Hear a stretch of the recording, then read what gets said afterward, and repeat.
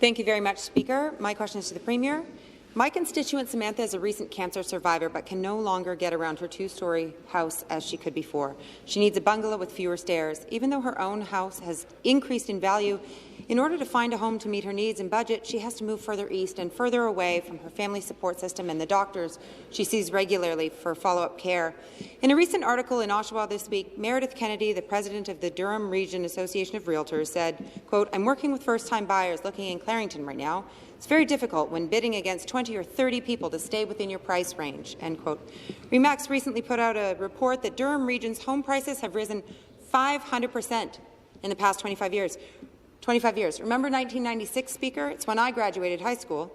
And the average home in Durham was about $150,000. And that same home now is about $925,000, increase of more than 500%.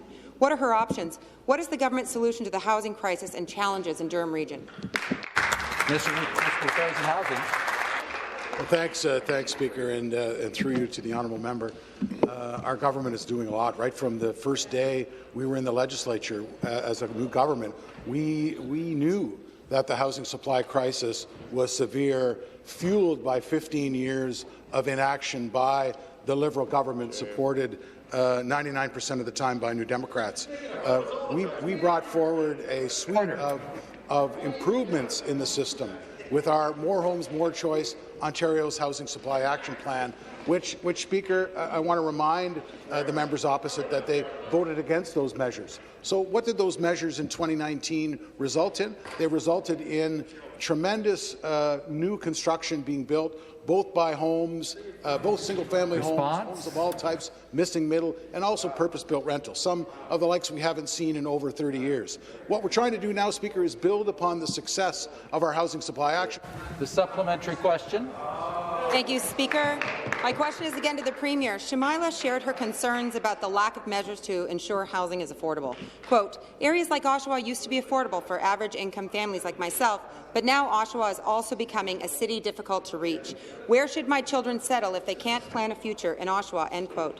Speaker, while these PCs are tripping over themselves to destroy our green spaces and ingratiate themselves to developers fixated on urban sprawl instead of intensification, communities are needing leadership to build affordable housing, invest in capital repairs of existing housing stock, and make it harder for non-resident speculators to eat up our supply.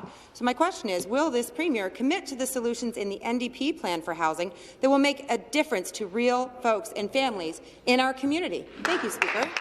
Minister of Municipal Affairs and Housing. Speaker, we're not going to go back to the failed policies of New Democrats and Liberals. We're not going to go back to the politics where the answer to every opportunity is no. I'm not going to demonize any provider, whether they be in the public or the private sector or the nonprofit sector, that want to build more homes of all types, of all shapes, of all sizes.